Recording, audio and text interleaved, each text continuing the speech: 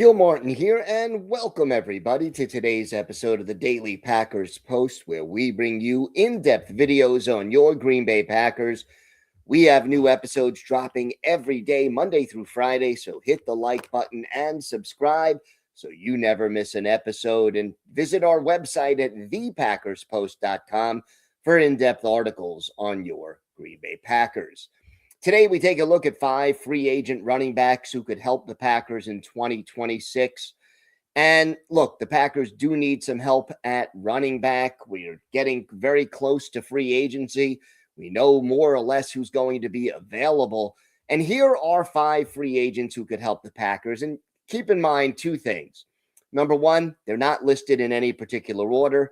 And number 2, we're not talking about the 5 best running backs on the free agent market. We're talking about 5 running backs who would fit what the Packers are trying to do, who would be reasonably priced, and who might help the Packers in the role they need to fill. Now, what is that role?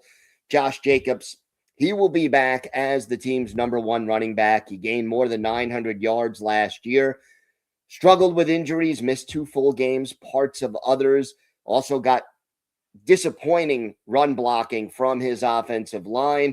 But here's the catch with Jacobs. He's going to be 28 this year. That's kind of the year, the age running backs often start to slow down.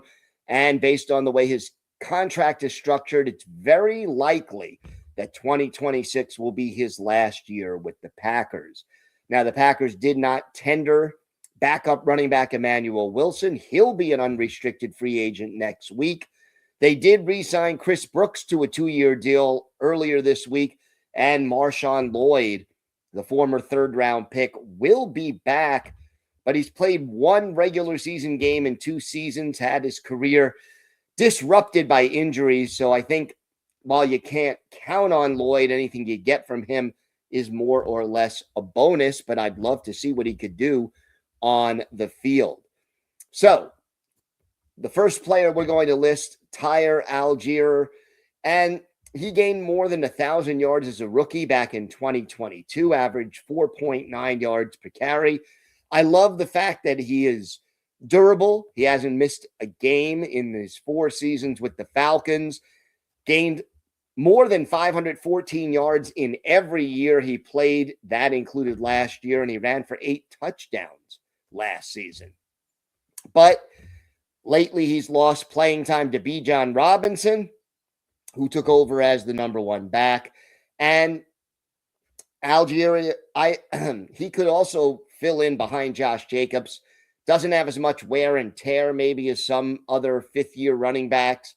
Not a great receiver out of the backfield, though. He's never made, more than 18 catches in any of his 4 NFL seasons. Next on the list, J.K. Dobbins. He's bounced around already in the NFL from the Ravens to the Chargers, last year with the Broncos. But the former Ohio State star has 3 seasons with 700 yards or more. Never went over 1,000, though. Was off to a great start last year, but a Lisfranc injury limited him to 10 games. They do expect him to be ready for training camp. He actually returned to practice late in the year last year. He does a good job, like Jacobs does, of making tacklers miss. He's kind of an average receiver out of the backfield. Next on the list, Rachaad White. He's elusive. He has the skill set to make tacklers miss.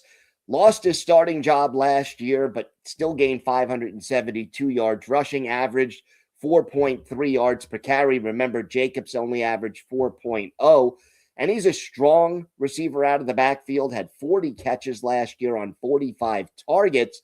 And those 40 catches were the fewest he's caught in a season over his 4-year career. So that could give the Packers offense another dimension that maybe, Jacobs is kind of an average receiver out of the backfield.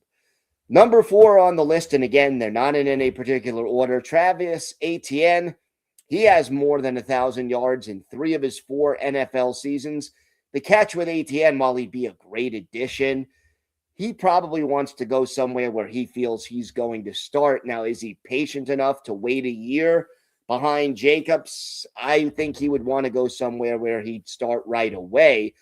But the former Clemson star, in addition to his ability to run, 36 catches last year, 6 of them for touchdowns, and his career high in receptions in 1 year, 58 back in 2023. The skill is there, but is he a great fit? Probably not at this point.